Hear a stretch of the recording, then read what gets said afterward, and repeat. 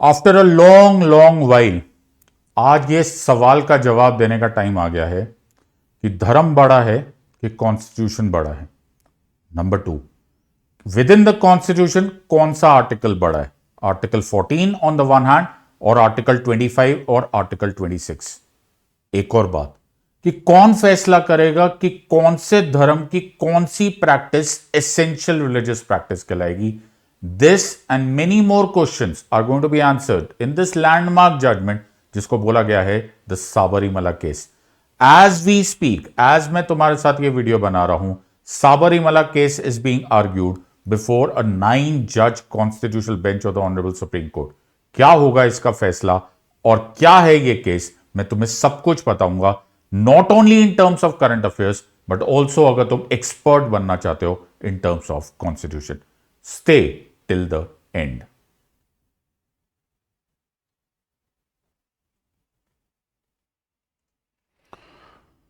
सो सबसे important thing is कि what is this Sabarimala का क्वेश्चन ऑल अबाउट। सवाल आज बहुत ही इंपॉर्टेंट है, इतना इंपॉर्टेंट है कि this is even beyond the Sabarimala question. Sabarimala से बहुत आगे जा चुका है ये सवाल, बिकॉज सवाल ये आ गया है कि how far can the courts reach in the matters of faith.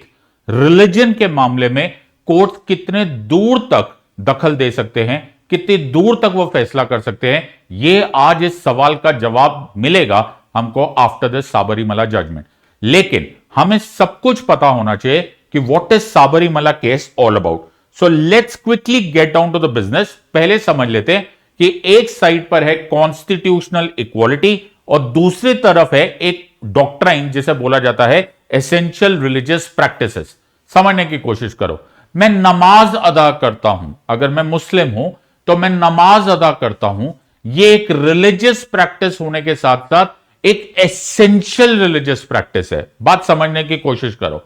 नमाज अदा करने के बिना अगर मुझे मना हो जाए तो मेरा जो स्पिरिचुअल जर्नी है वो रुक जाती है।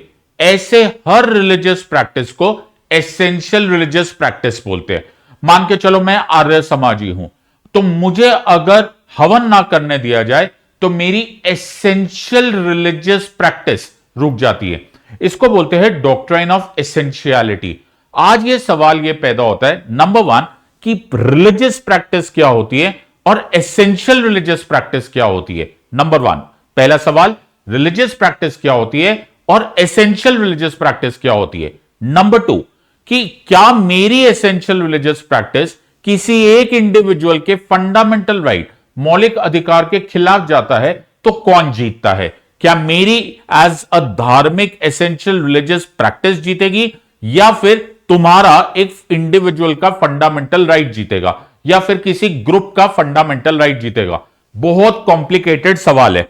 तो एक 30 साल पुराना लीगल बैटल आज हमारे सामने हो रहा है और एक 9 जज कॉन्स्टिट्यूशनल बेंच इस पर बहस सुन रहा है। Let's try and understand each of these things जब तक तुम्हें यह पूरी कहानी समझ में नहीं आएगी। सो हम बात कर रहे हैं साबरीमला टेम्पल की। साबरीमला मंदिर जो है वो केरला में स्थित एक मंदिर है जहां के जो रेजिडेंट डेटी है वो है लॉर्ड अयप्पा। लॉर्ड अयप्पा के फॉलोअर्स का यह मानना है कि लॉर्ड अयप्पा एक नैष्टिक ब्रह्मचारी हैं, एक इटर्नल सेलिब्रेट है और इसीलिए उस मंदिर के पुराणों के अनुसार 10 से 50 पुराणों में नहीं लिखा हुआ था, पुराणों में लिखा हुआ था मेंस्ट्रुअल एज ग्रुप यानी कि रिप्रोडक्टिव एज ग्रुप वाली लेडीज को लॉर्ड अयप्पा के दर्शन करना मना है। इस पुराणों के विश्वास को केरला गवर्नमेंट ने एक लॉ में कन्वर्ट किया। उसे बोला गया Kerala Hindu entry of places to worship act, और उस लॉ में उसी मेंस्ट्रुअल एज ग्रुप वाले को एग्जैक्ट नंबर दे दिया गया कि 10 से लेकर 50 साल तक की महिलाएं इस मंदिर में लॉर्ड अयप्पा के सैंक्टम सैंक्टोरम में दर्शन नहीं कर सकती। यह नंबर याद रखना, इस पूरे के पूरे वीडियो में तुम्हें यह लाइन बार बार आएगी। सो विमेन को प्लीज अंडरस्टैंड, सारी विमेन को नहीं, विमेन को in this age bracket they are not allowed to do darshan of Lord Ayyappa. ये एक पुराणों में लिखा हुआ है, दूसरा केरला के इस लॉ में लिखा हुआ है। फेयर एनफ, आगे देखते हैं। अब सिचुएशन ये है कि 1990 में बहुत पहले एक मिस्टर महेंद्रन ने एक पिटिशन फाइल की इन केरला हाई कोर्ट, और उन्होंने बोला कि ये तो गलत बात है, ये सर्टेन एज ग्रुप ही है तो भी चलेगा, लेकिन ये तो गलत बात है। 1991 में केरला हाई कोर्ट ने महेंद्रन साहब की ये जजमेंट को पिटिशन को देखा और उन्होंने बोला नहीं नहीं नहीं, it is absolutely fine, we uphold this practice, ये बिल्कुल सही प्रैक्टिस है, देयर इज नो प्रॉब्लम। जिस तरह से पुराणों में लिखा है कि 10 से लेकर 50 साल तक की महिलाएं नहीं एंटर कर सकती तो नहीं एंटर कर सकती, हमारे हिसाब से ये लीगली वैलिड है। ये हो गया 1990 और 1991। सो 1990, हम 2026 में, this is a long long long legal battle. Fair enough, 1996 में इसी तरह से केरला ने इस बात को अपहोल्ड किया। ना प्लीज अंडरस्टैंड, केरला गवर्नमेंट का लॉ है। 2006 में Indian young lawyers association, word याद रखना, बड़ा काम का वर्ड आ गया, इंडियन यंग लॉयर्स एसोसिएशन, एक महिलाओं ने मिलकर एक ग्रुप बनाया हुआ था, उन्होंने एक पिटिशन फाइल की before the honourable supreme court, और ऑनरेबल सुप्रीम कोर्ट में यह बात बोला गया, माय लॉर्ड, ध्यान से सुनना, माय लॉर्ड, ये जो एज का ही सही कोई बात नहीं, ये जो रिस्ट्रिक्शन किया जा रहा है to women, it is effectively violating article 25। कहीं पर लिख लो, ये थोड़ा सा आएगा मैथ्स। आर्टिकल 25 की मेरी वायोलेशन हो रही है बिकॉज आर्टिकल 25 जो मौलिक अधिकार है, it allows everyone right to worship. मैं किसी की भी प्रार्थना कर सकता हूं, उसमें लिखा हुआ है practice, profess and propagate one's religion.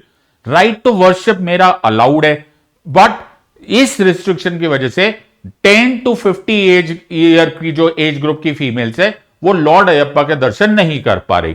तो इन अ वे एक ऐसा कानून बनाया गया है, एक ऐसा कानून बनाया गया है जो भेदभाव करता है। इन अदर वर्ड्स, ये मेरे फंडामेंटल राइट्स को वायोलेट कर रहा है। तो ये आर्टिकल 14 की भी वायोलेशन है, जो कि equality before law and equal protection of loss है।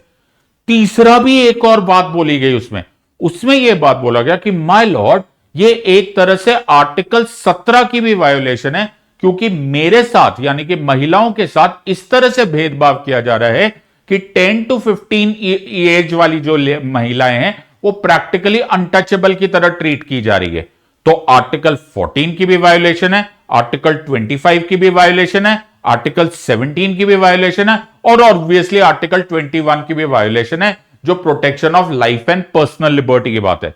2006 का ये जो साबरीमला केस जो नाम से फेमस हो गया, which was essentially Indian young lawyers association versus the entire state of Kerala, plus along with the entire group of people who were actually worshippers of Lord Ayappa and who were taking care of Lord Ayappa के साबरीमला temple को, ये case बहुत ही ज्यादा political हो गया। 2006 का ये case चलता गया and it went all the way till 2018, और 2018 में एक 5 जज कॉन्स्टिट्यूशनल बेंच ने एक बड़ी ही लैंडमार्क जजमेंट दी। 4 जजेस ने यह बात बोली कि बिल्कुल सही है आपकी petition and we strike down this ban, यानी कि ये जो महिलाओं के ऊपर 10 to 50 years of age group of females को जिस तरह से रोका जा रहा है वो अनकॉन्स्टिट्यूशनल है, ये एब्सोल्यूटली अलाउड नहीं है, ये एक तरह की जेंडर डिस्क्रिमिनेशन है, which essentially also is a violation of Article 14, Article 15 and so on and so forth. Thankfully उस टाइम पर भी यह बात मान ली गई, इवन सुप्रीम कोर्ट ने बोला कि आपकी जो आर्टिकल 17 वाली दलील थी ना वो हम एक्सेप्ट नहीं करते, बिकॉज इसमें कोई अनटचेबिलिटी नहीं है। 4 जजेस ने तो इस बारे में बोल दिया। एक जज थी जस्टिस इंदु मल्होत्रा, उन्होंने इस बात से एक्सेप्ट नहीं किया, उसको डिसेंटिंग जजमेंट बोलते हैं।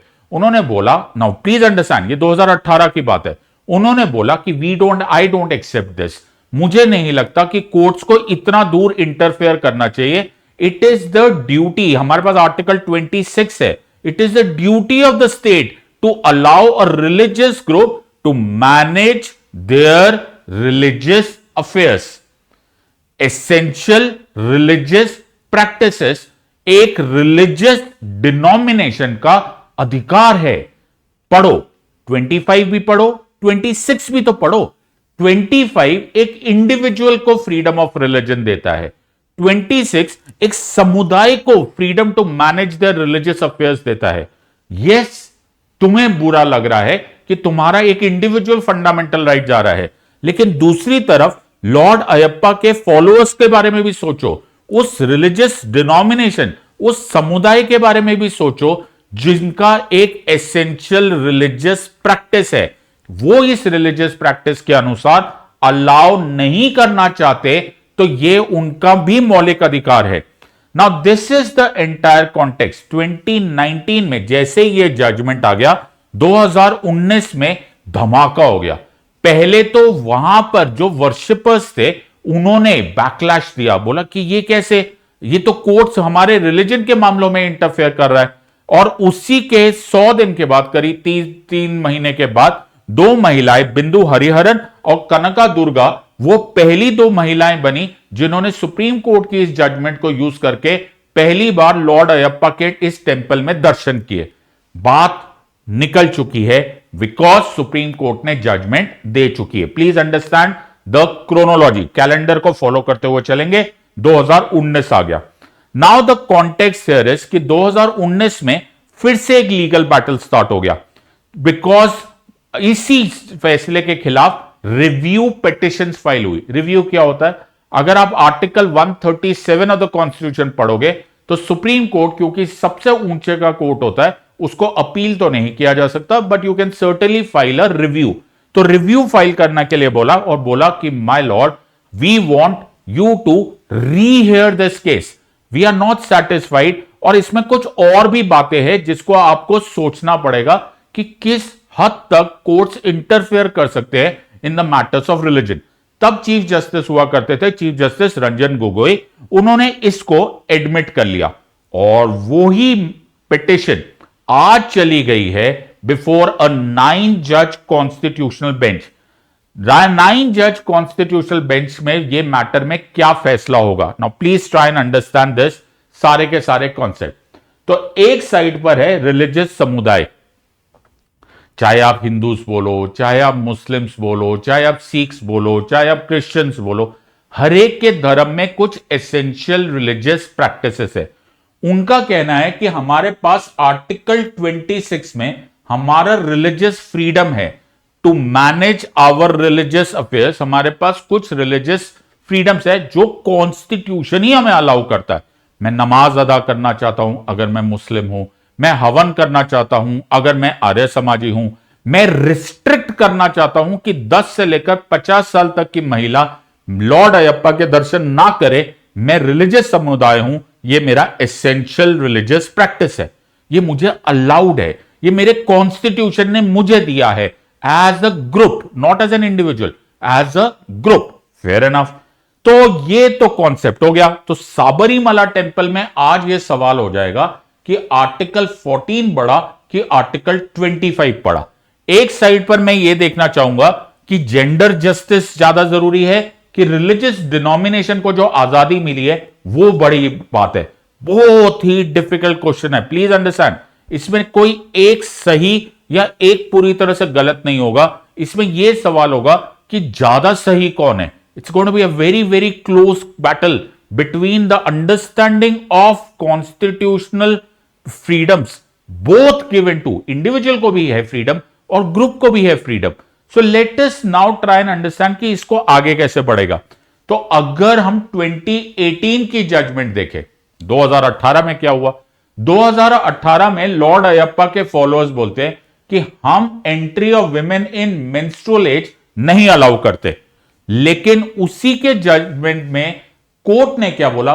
कॉन्स्टिट्यूशन इस तरह की डिस्क्रिमिनेशन को अलाउ नहीं करता, हम अलाउ ही नहीं कर सकते। ये जेंडर जस्टिस के खिलाफ है। आर्टिकल 15 में बोला गया है the state can not discriminate on the basis of race, religion, caste, sex और प्लेस ऑफ बर्थ और any of them.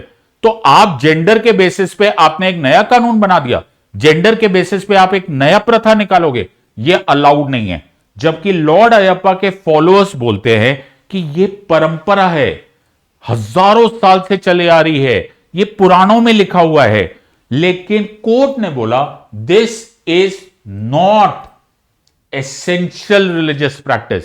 Please understand, ये रिलीजियस प्रैक्टिस हो सकती है मान गए, लेकिन इसको एसेंशियल रिलीजियस प्रैक्टिस नहीं बोला जा सकता है। 1954 में 1954 में एक केस हुआ था जिसको फेमसली शिरूर मठ केस बोला जाता है।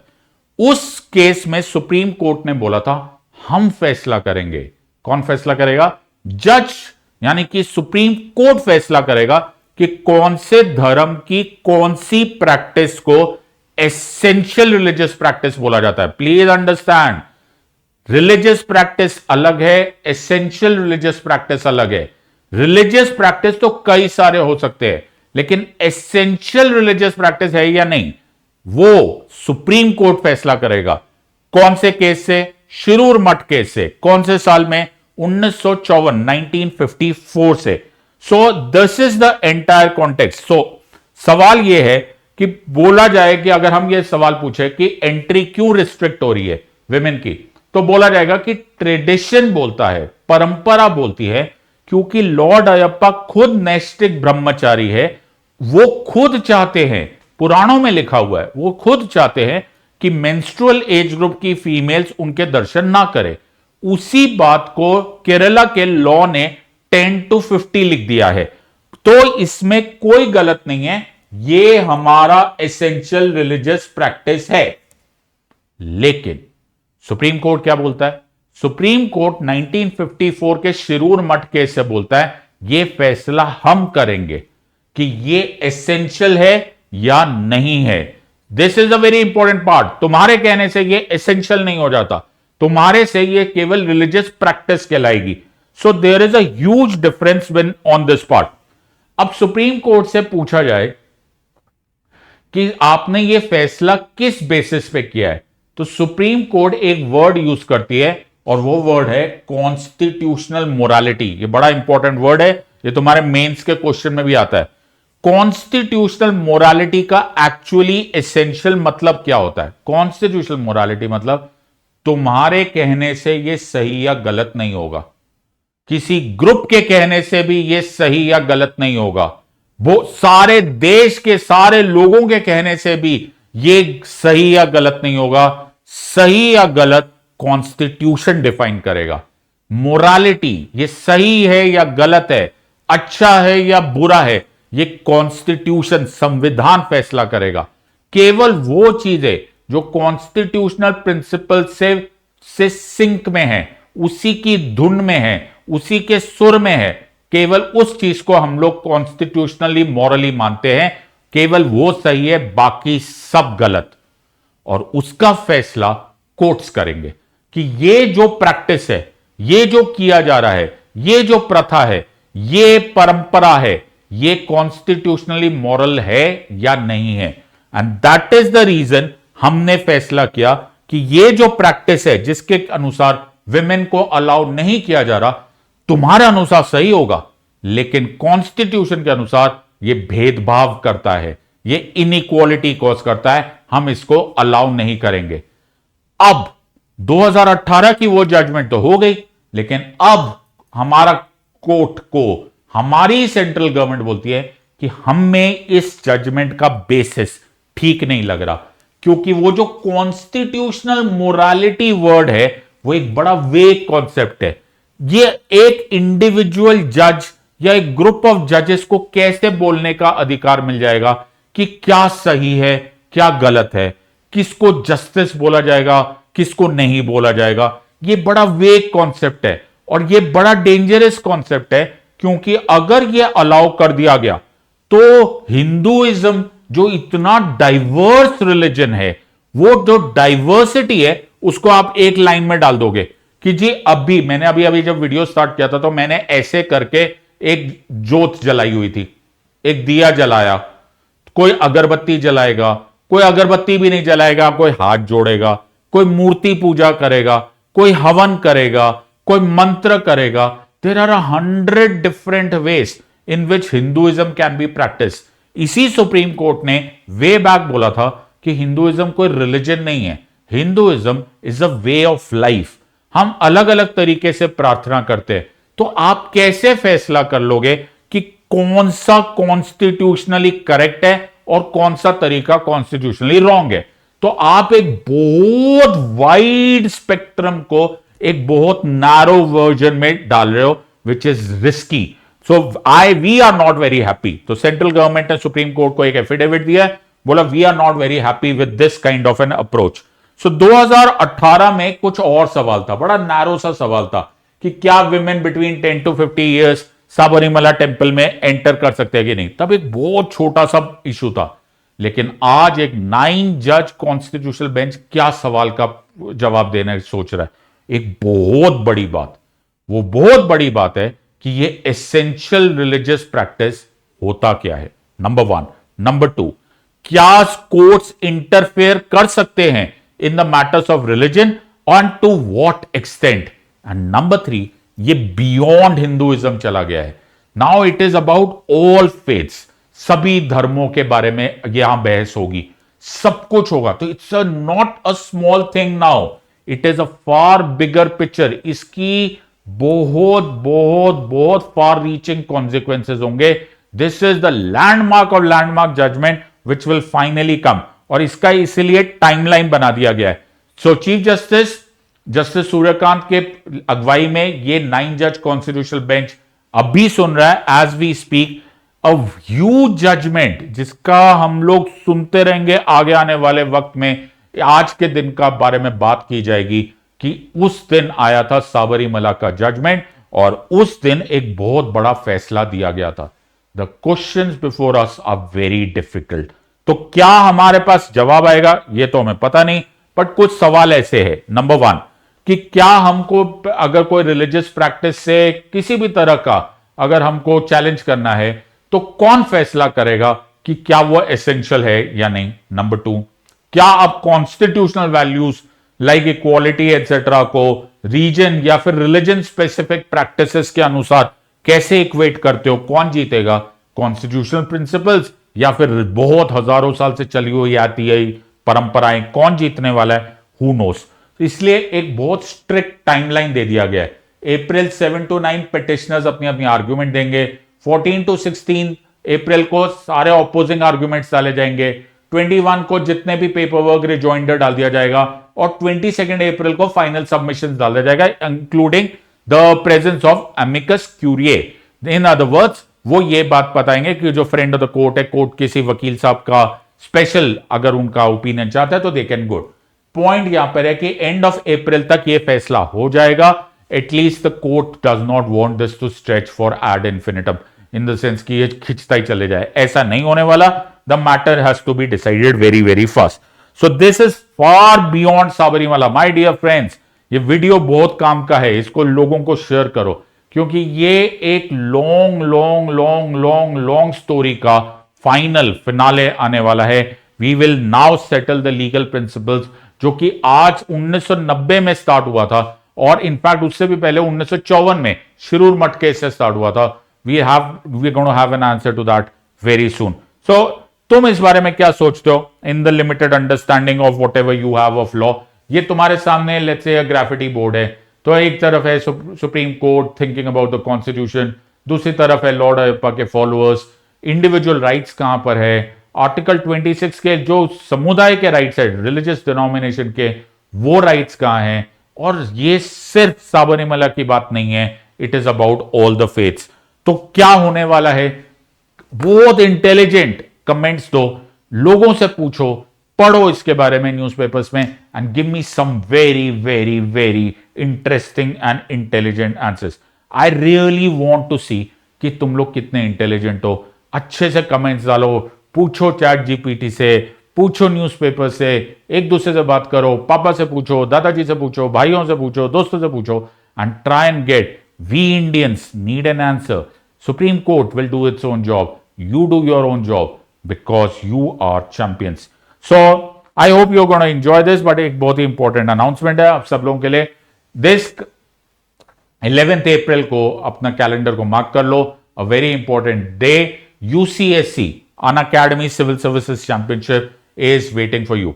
2 सेशंस होंगे, 11 अप्रैल और कोई सुबह 11 बजे एंड 5 बजे, big big big big chances of winning 40 crore worth of prizes and scholarships, immense opportunity है। ऑल्सो तुमको यह बात पता चल जाएगी कि तुम कहां स्टैंड करते हो। Don't miss this for anything. 11th April is the date और 2 सेशंस है। Don't miss this for anything. I want you to focus on your exam preparation. एक स्टाइल होता है पढ़ने का, एक फोकस होता है। If you want to join me, please use the code said live और मेरे लेक्स रेक्स कोर्स में आ जाओ। फॉर पॉलिटी तुम्हें कहीं और जाने की जरूरत नहीं पड़ेगी। I hope you have enjoyed this. If you have enjoyed this, share in, save it, and make sure that you drop in a comment. I'll see you next time. God bless. Thank you and Jai Hind.